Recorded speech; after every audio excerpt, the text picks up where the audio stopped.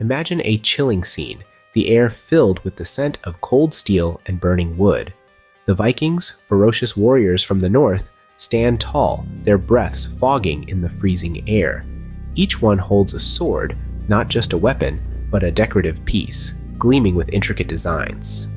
Welcome to the Viking era, a tumultuous period spanning the 8th to the 11th century. This was a time when Norse seafarers, known as Vikings, set sail from their Scandinavian homelands, voyaging across the vast expanse of the known world, from the icy fjords of the north to the farthest corners of the east. They were explorers, traders, and most notably, warriors. Their warfare was a dance of death, brutal yet strategic.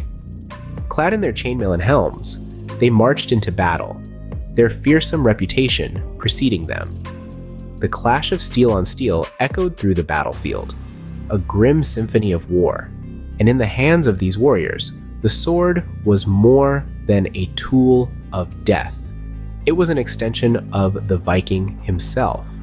But there's a twist to this tale of blood and iron, for these fierce warriors carried not just any swords. No, their blades were ornate, decked out with intricate designs, embellished with precious metals, and often inscribed with runes, the sacred alphabet of the Norse. These were not the plain utilitarian weapons you'd expect in the brutal world of Viking warfare. These were decorative swords, pieces of art that seemed more at home in a grand mead hall than on the blood-soaked fields of battle. It paints a paradox, doesn't it? Why would these hardened warriors, known for their pragmatism in battle, choose to carry such elaborate, seemingly impractical weapons into combat? What purpose did these decorative swords serve that a regular functional sword could not? As we delve deeper into the Viking era, one question stands out. Why did Vikings carry decorative swords that were practically useless in combat?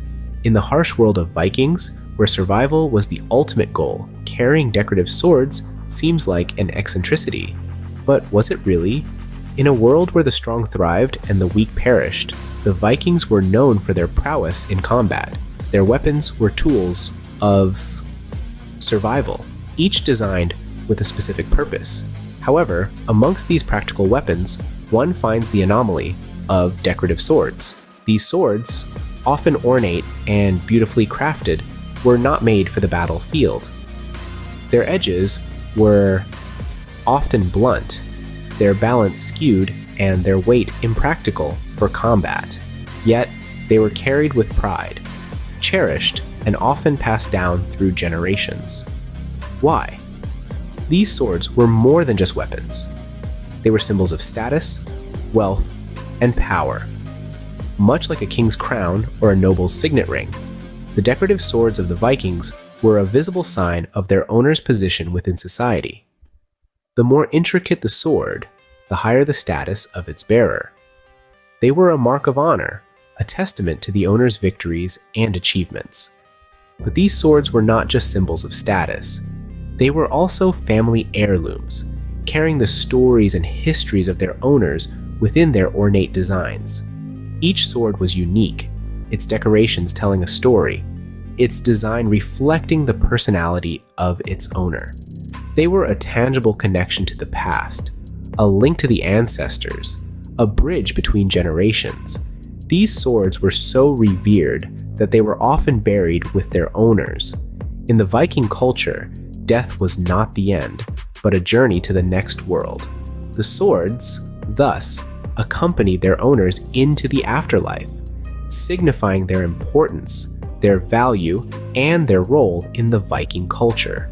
In the end, the decorative swords of the Vikings were not just weapons, but symbols of their life, their status, and their legacy.